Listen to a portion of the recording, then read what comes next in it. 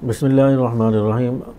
रोज़े की हालत में कोई शख्स इतना बीमार हो गया कि अब उसको जो है ड्रिप वगैरह लगानी पड़ सकती है, इंजेक्शन लगाने की ज़रूरत पड़ गई है।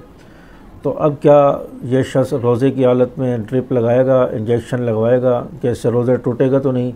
इस हवाले से बात होगी। वीडियो मुकम्मल देखें, वीडियो को लाइक और शेयर करें ताकि दूसरे दोस्तों तक पहुंच जाए। तो मसला यह है कि किसी शख्स ने रोज़ा रखा और रोज़ा रखने के बाद इतना ज़्यादा बीमार हो गया और बीमारी बढ़ गई और डॉक्टर ने कहा कि अब इसको इंजेक्शन लगाना पड़ जाएगा, इसको ड्रिप लगानी पड़ेगी वरना सही नहीं होगा। तो अब यह शख्स रोज़े की हालत में ड्रिप भी लगा सकता है, इंजेक्शन भी लगवा सकता है, इससे रोज़ा नहीं टूटेगा।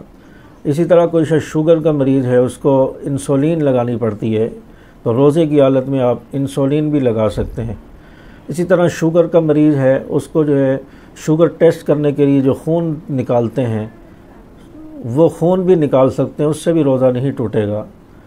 तो रोज़े की हालत में आप इंजेक्शन लगा सकते हैं, ड्रिप लगा सकते हैं, इंसुलिन लगा सकते हैं।